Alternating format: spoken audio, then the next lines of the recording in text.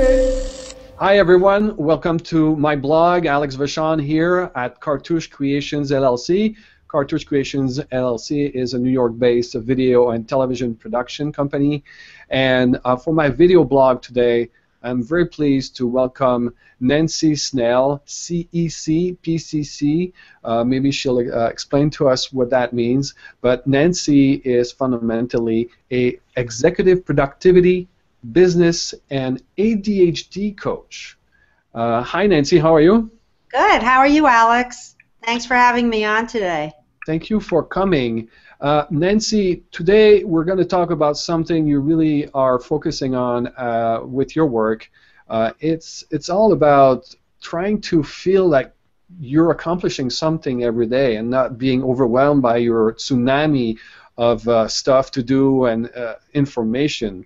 How did you get to tackle such thing in your career?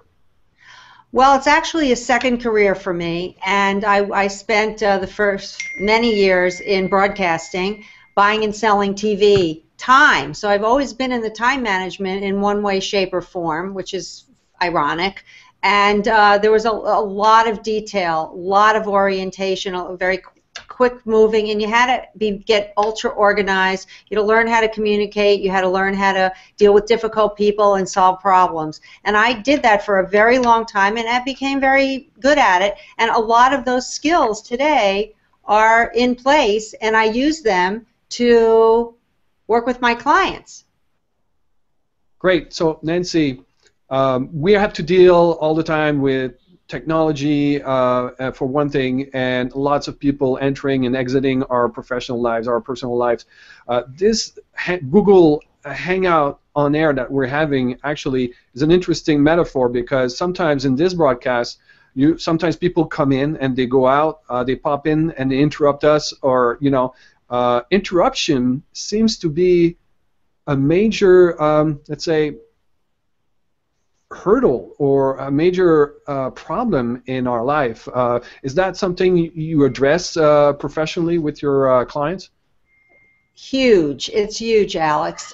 Interruption. We all deal with interruptions, and it's real. You can hear something blinking here. I don't know what that is. It's somebody texting, and I'm going to turn that off in a minute. But what perfect timing. Yeah. Why? Because things are blinking and pulling at us, and people are jumping in, and we're all trying to get information so fast that, yeah, interruptions, the cost is extraordinary, and it's incumbent on each one of us individually to figure out what to do about these interruptions. You Right. can't, there's no big one theory. I read in a book recently something very interesting about just that, about interruption and how to avoid jumping from one, let's say, one project to another constantly. The book is a major read, I think, for me personally in my life. As a video and television producer, I handle so many projects at the same time. I juggle with so many details in each of those projects. And I'm reading, and I'm going to share the screen with you guys. Let me show you now what the book looks like, so that you can perhaps read it yourself. It's called The Art of Doing Twice the Work in Half the Time by Jeff Sutherland. And Jeff Sutherland, in the past 30 years, helped mega companies, government agencies get back on being able to produce results. He discovered, and it's always scientifically proven, he discovered that if you can avoid jumping off from one project to another constantly, and really, let's say, just reserve your whole day for one project, you're going to save so much time, because the brain takes a lot of time to re-enter a new project or an old project and re-acclimate itself or reinsert itself into its context.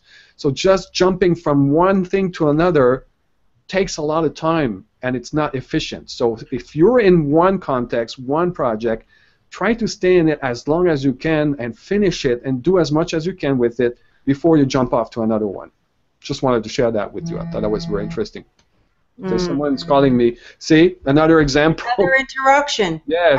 Perfect. So you have a choice here, Alex. Yes. Stay with our conversation right now. Right. Or to let yourself pick that up, or look at it, or because the human brain gets sidetracked. Exactly. And we know the research proves and shows, Basics is a company who's done a lot of research around information overload, etc., that it takes 20 to 21 minutes to get back on track from every interruption.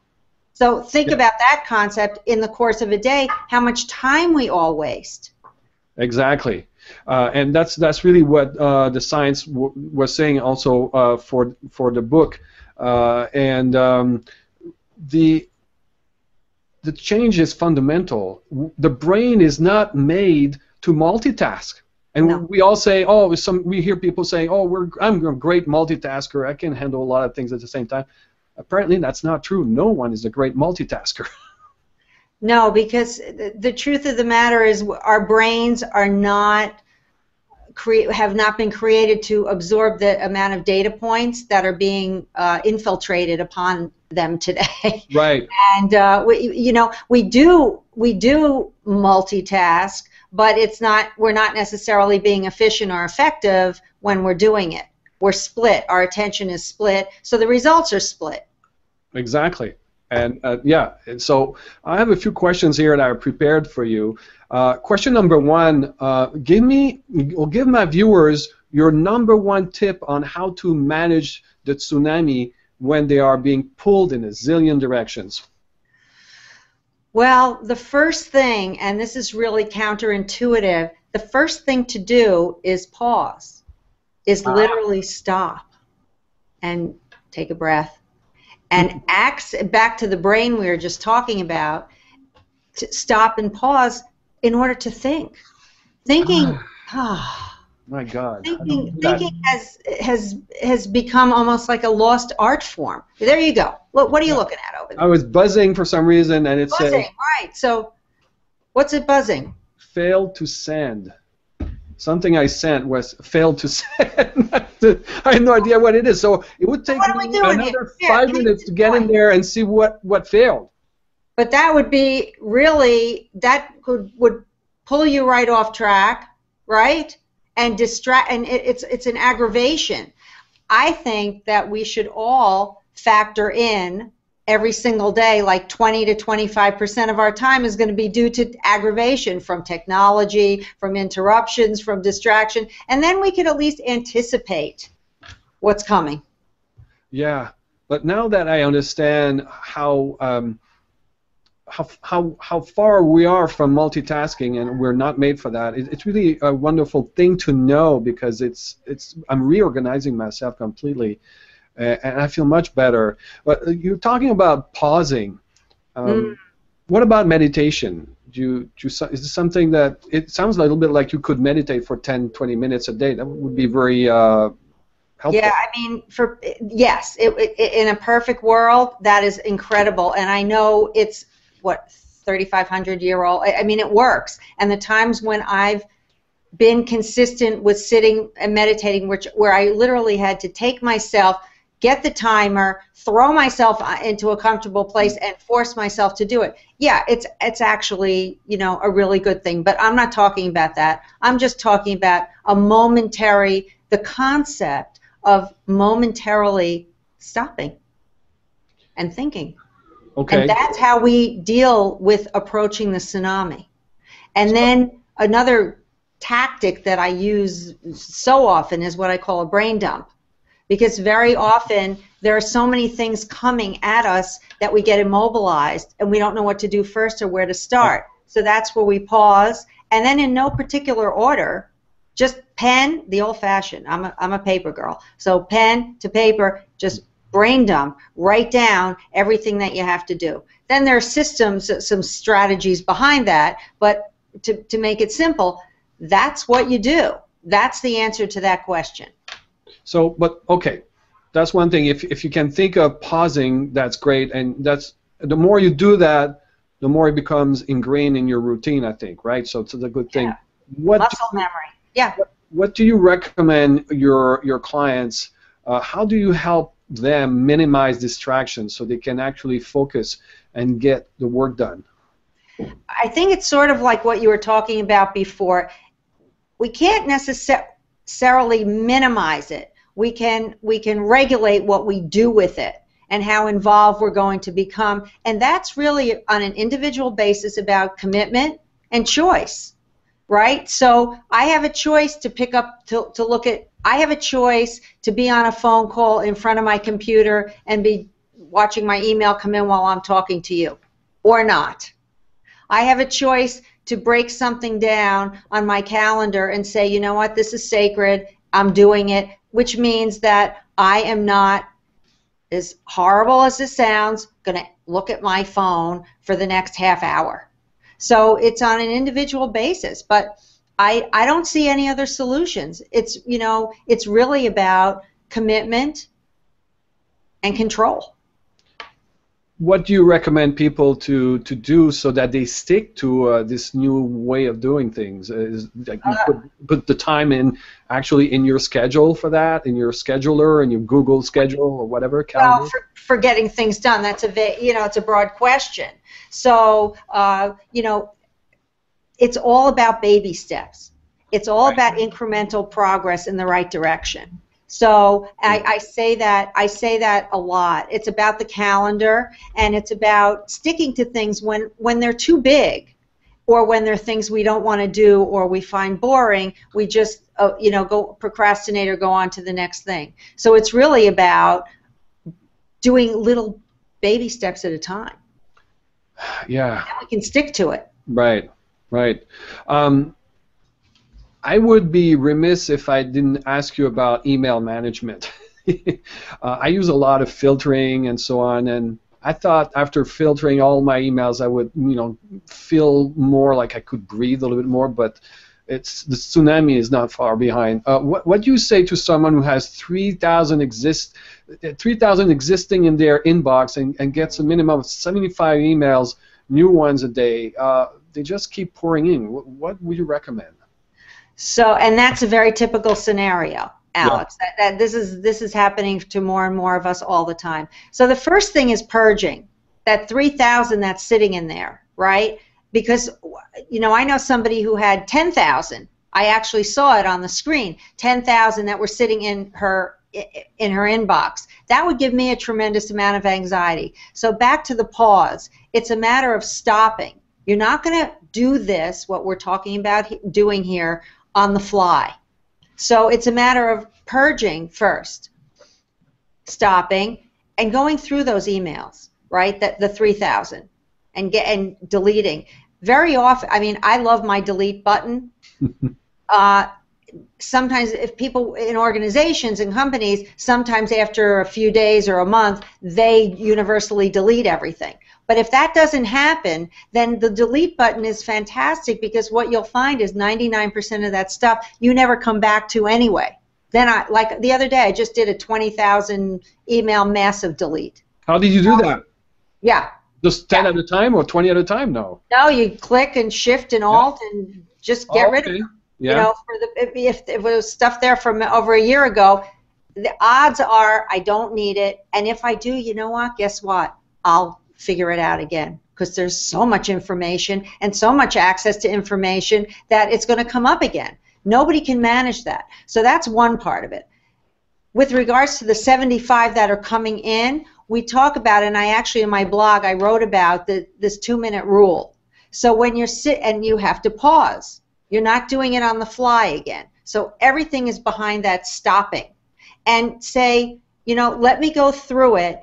If there's something I can delete, I delete it. If I have to respond, but if it's going to take more than 2 minutes, I don't respond then. But I inventory, because the 15th email could be one that's really, really important. But if I'm spending time with the first or with the third one, say, and that detours me for an hour, I might miss that 15th one. Does that make sense? Yeah, yeah. There are software out there that I recently discovered. I can't remember exactly their names, and it's I was listening to Tim Ferriss's podcast yesterday, and he was mentioning, I think, a couple of programs that allow you to, when you open an email, to respond later or now. You can schedule when you're going to bring it back to your attention. So you don't have time to do it now. Just say, okay, I'll deal with this tomorrow. Or but then but by tomorrow, with all regard, with all due respect, then there are 8,000 more tomorrow. And so the technology, my experience is, especially in learning and getting to master this, the technology can make it even more complicated. That's true. So I have to test it. I'll get back to you on that one. But apparently, it's very helpful. I know that you have a subspecialization in adult ADD. ADD stands for what exactly? It's actually A.D.H.D. is the proper term now, which is attention deficit hyperactivity disorder. But it doesn't mean that you have to be hyperactive at all. So it's become almost like a colloquial term, ADD, but it's really about brain wiring and body chemistry. And what we know is 4 to 5%, and I think that's really conservative, of the U.S. adult population is ADD today. So, which could translate to 12 to 15 million people. Most of us, as adults, really don't get diagnosed or label ourselves, or we just sort of laugh about it and struggle along with it. And because many more kids get diagnosed, and there are certain there are challenges, and I always like to say there are gifts and there are glitches with ADD. So that's a whole other conversation. But what I have done and having an expertise and working with an adult population of business professionals for many years, what I like to say is we live in a culturally ADD-induced society today. Absolutely. So we're all dealing with the challenges of overload, of being disorganized, of too much information, not enough time, learning how to prioritize. It's the same kind of stuff. Yeah, and we are all understanding that we can't keep going like this. Something has to change. I mean, we have to stop this. How far can we go in this direction? Well, I don't see it stopping anytime soon, Alex. The tsunami is not going to stop. It just gets more and more, and that's why I'm all about this is an individual approach. And each one of us, it's incumbent upon each of us individually to figure out what we're going to do about it. Right. By doing just, sitting and listening to this, reading a blog, saying to somebody, what do you do? Right. Working with a coach, hiring a consultant, dealing with, showing you how to, giving you permission to say no. I do a lot of work, with boundaries, which is about the interruption, and a lot of people, it's very hard for many people to say no, personally and professionally. Right. Now that goes to the question. Yeah. So I wrote this question here. Maybe that's what you touched upon a little bit. Let me read it to you. It's a little longer question. So many of us have great intentions that just seem to be exercises in futility these days. When you make them, you really do intend to follow through, but things chronically and consistently get in the way. So many of us are inundated all day and night. At 3 o'clock in the morning, a lot of people get up or they wake up and they start checking their emails or their social media, including myself, with things to do. And our to-do list have to-do list. So that's true. I have to-do list within my to-do list, and I'm scared to death to go to my top to-do list that's supposed to include all the other ones, because I'm afraid I'm missing something. So I'm hesitating. It's like having a dance between the to-do list. How are we supposed to dismantle all of this apparatus and restore some sense of well-being and integrity and sanity? Yeah. With all of our success. Well, there are a lot of we could go in a lot of different directions from that. The reality is about intentions to action in the beginning of the question. Yeah. you know, so many of us very honestly have great intentions and have challenges implementing. Why? Because 40 bazillion other things come, you know, get in the way in the meantime. So for that, I'm very much about the calendar. I'm a big calendar girl, and I'm a big get in the habit of having your calendar be your best friend. So for example, when I bump into you on the street at a meeting, or we're at a meeting together, and we say, you know, we're so excited to see each other, and we really genuinely want to get together. So what do? We can either say that, or we can say, you know what, let's get our calendars out right now and put them together. We start to eliminate later. We'll do it later. We just start doing stuff like that in real time. And then a lot of intentions into action is about breaking things down into baby steps. So if it's on your to-do list, for example, you have to write a book, right? That's big. Yep. So what you have to do is sort of break it down to say, okay, what's stopping me? You know, and then you get to see, well, maybe I don't know where to start. All right, well, what's the first thing I have to do, you know, to write the book? Well, you know, I have to reach out to a colleague who wrote a book. I'm making this up. You identify the steps that you need to take, and then you pick one, and you actually decide when you're going to do it. You calendar it. Yeah. And that's how those are two strategies for having your intentions turn into action, as opposed to just being an exercise in futility, if that makes sense. That's one thing that also was mentioned in the Scrum book. It's when you set goals with your team or with yourself, always set a goal that is in a short time distance from where you are. Try, for example, a week from now, not 6 months from now, or 3 months, or 2 months. What can you achieve next week that will be completed as a thing in itself and not ongoing? That you feel like you go through the week, and when you arrive at your deadline a week later, you've achieved it and it's functioning. Let's say it's on the market, or it's online, or it's you know, given to your client or whatever, but it's done, as opposed to focusing on longer term things. We're not. Well, if you think about it, longer term things are only are built upon a lot of little things, little steps. So that's the whole key. And what we want to do is build on successes, small successes. To me, there is no such thing, because when you're blocked, every step is a big deal that you execute on. And you're like, well, all right, I did that. And now determine, okay, what's the next thing? And then you keep going. And if they're small and they're scheduled, as opposed to small and intentional, that's interesting. Really have a high probability. What'd you get from that? Yeah. What was the aha right there?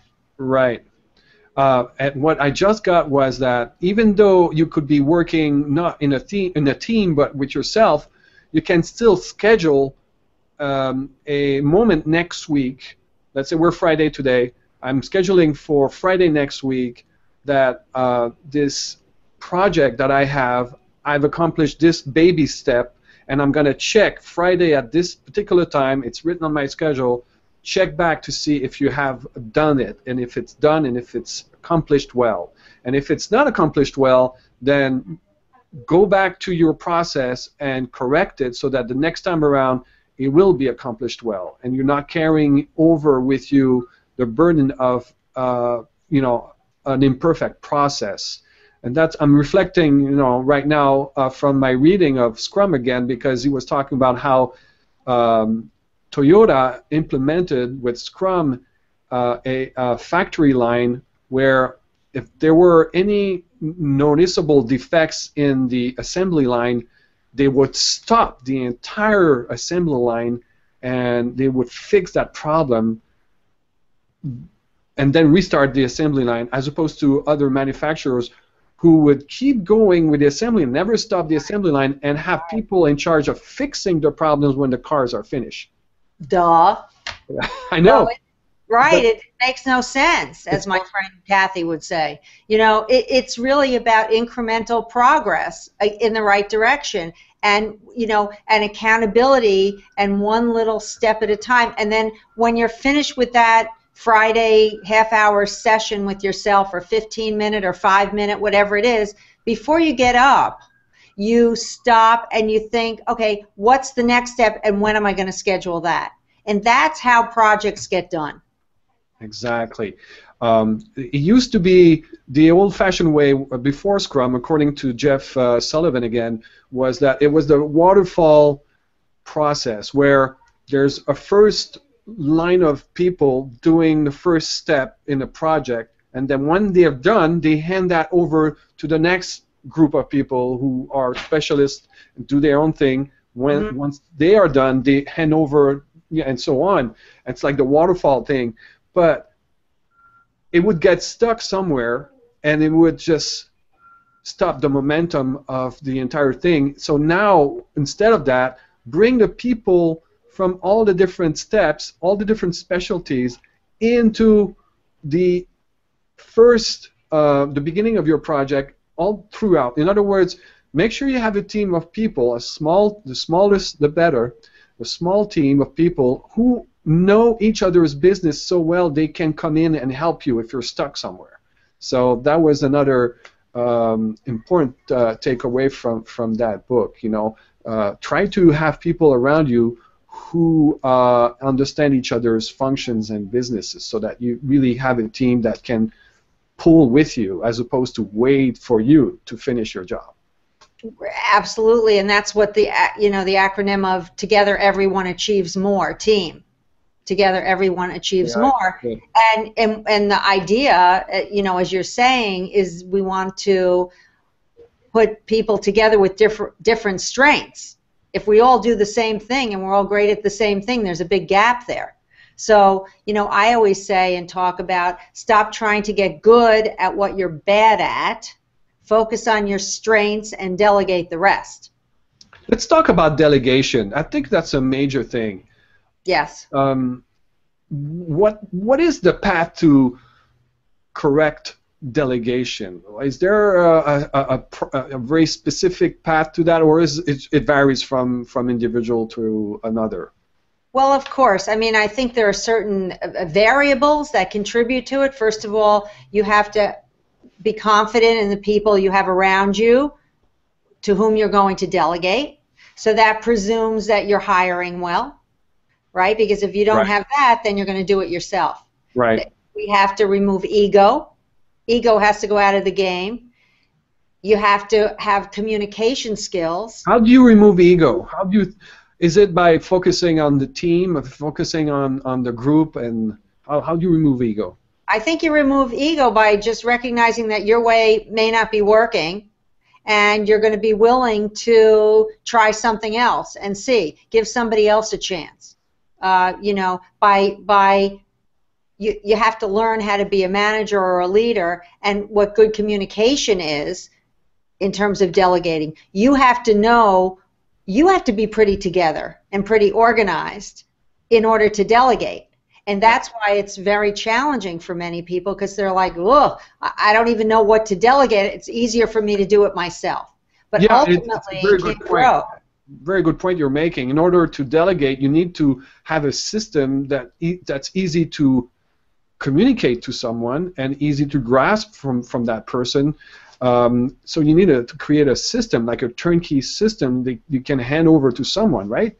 Well, that's complicated. Or you have good people around you, as I was talking, with complementary strengths, so that, let's say if you have a great assistant, and for delegating, so I work with business professionals, executives, CEO all the time, and so it's a matter of, how often are you meeting with your assistant? I don't know. I talk, so it's like getting on the calendar that some are meeting every morning to go over it, and then together they decide what's going out where. That's what Scrum recommends, by the way. Meet every day. Very short meeting, like 15 minutes. Yeah. What are you going to do today about the project?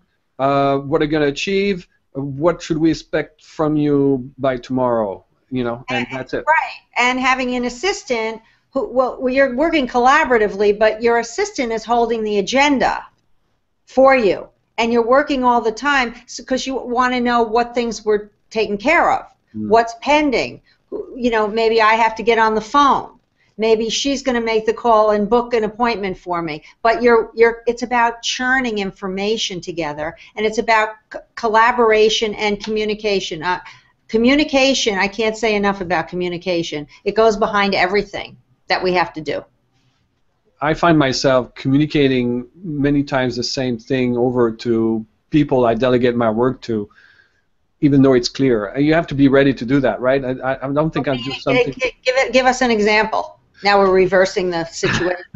Okay, for example, I'm delegating more and more the work of editing videos, for example. So I can free myself from that long process and do more business development, etc., and project development. So in order for the project to be well put together in the editing room, I put a list of things to do on a document, and I send that document to the editor.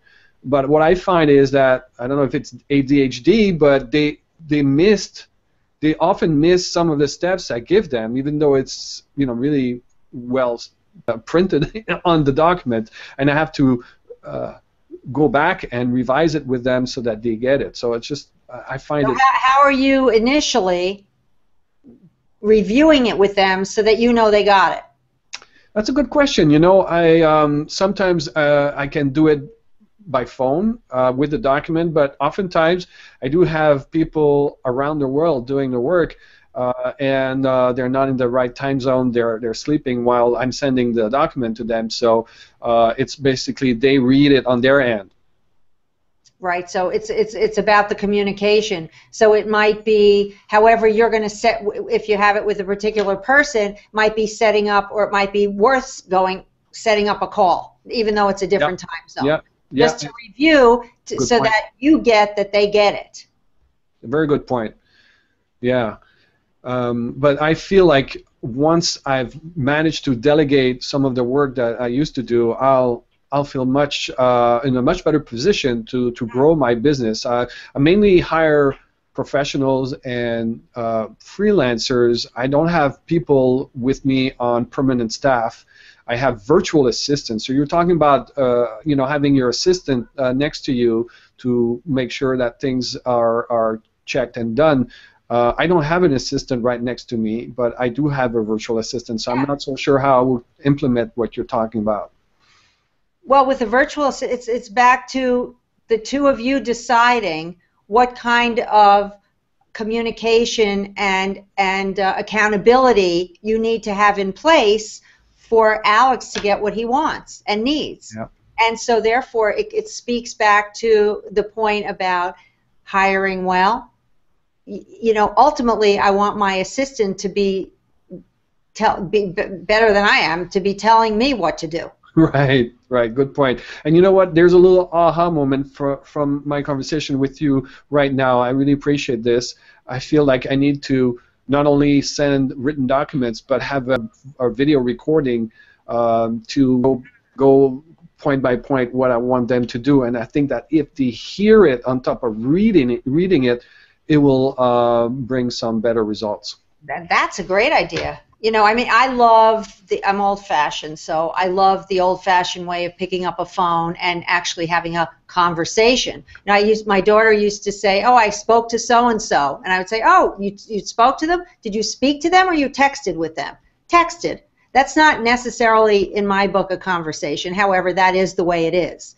I find it really powerful sometimes to pick up the phone in response to an email and say, "Hey, it's me. I'm doing the old-fashioned thing. I am calling you to respond." And we all we appreciate that. It's interesting. I find that there's a big divide in the way people communicate, and yes. Generationally. The 20-year-old, the 30 years old will really appreciate a text document. Probably on top of a email document. So you email the thing and then you text it too, and that really gets ingrained in their brains, I think. Tell me, Nancy, so in general, tell me a little bit about, your clients. Tell me a little bit about who caters to your services.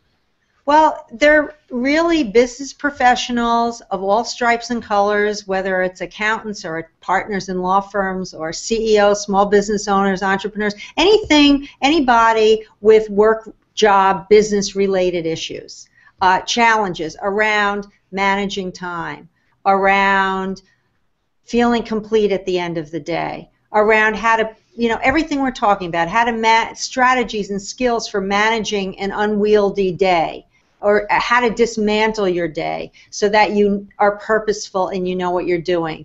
I do a lot of work with a calendar, and your calendar is not your to-do list. They're completely set. They're first cousins. They work together, but getting in the habit of having that, whether it's electronic, paper, whatever it is, but having something. It's not about not looking at a calendar, not having a calendar. It's not negotiable, if you want to have any sanity with the success that you're having. So my clients are they're all really smart, they're successful, and they're also carrying this little burden around. And ambitious. They're very stressed. Yeah, and you're ambitious, you want to grow, but there's that tsunami every day that kind of, knocks you out a little bit.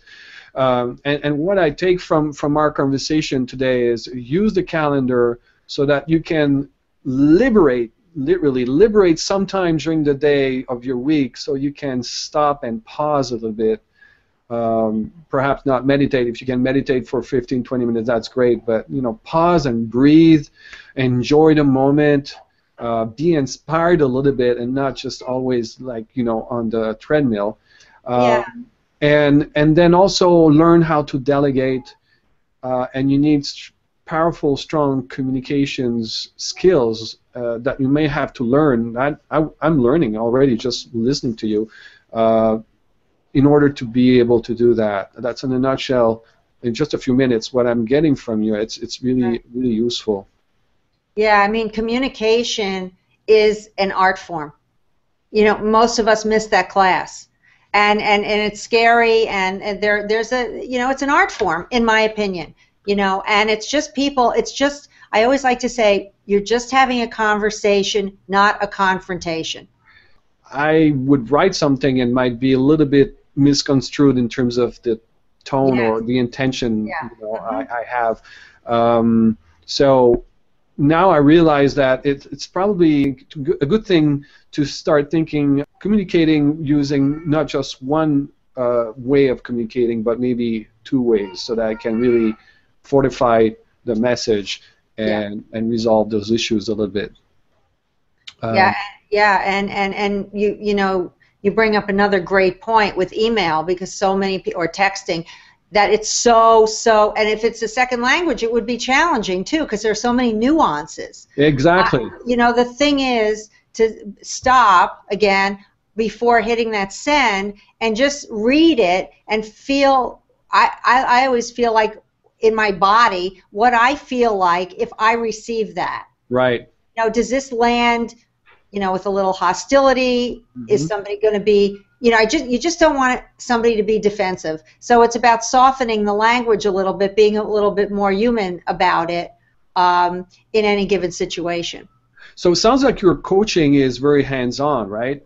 Oh, it's completely hands-on. It's almost like doing forensics, and I get very, very granular with people. We work in real time in your life and in what's going on, and we get into a lot of, I always like to say we start in the micro and look at all of the moving parts, see where the goals are, see what's stopping you, and then it's all very, very laser focused and results driven. Because really, you want the return on investment. What else are you doing? We don't want more information that's going nowhere. Yeah, it seems that life is, we live longer lives, longer productive lives, and at the same time, we feel we have less time. Nancy, I really want to thank you very much for coming over to my webcast today. Really appreciate you being available. I hope some of the stuff we talked about will be useful to our viewers. And it's easy to get in touch. See, someone's calling me again. It's easy to get in touch with you. What's the best way to get in touch with you? Via your website, perhaps? Best way is Nancy at nancysnell.com is to email me, or just pick up the phone the old-fashioned way and call 212-517-6488. It's all on my website, which is my name. Or even better, go to the distractedexecutive.com, which is my blog, and contact information is there as well. Well, if anyone missed anything here, they can always play it back. That's the beauty of video. If your attention span was too short, go back and replay this portion and get in touch with Nancy. She'll be happy to see if she can help you. And Nancy, again, thank you very much. I'm looking forward to continuing this conversation, maybe live again on the web in a few months from now, and see how we're all doing. Great. Thanks, Alex. Appreciate it. Okay. Bye-bye. Take care. You too. Phone is ringing again.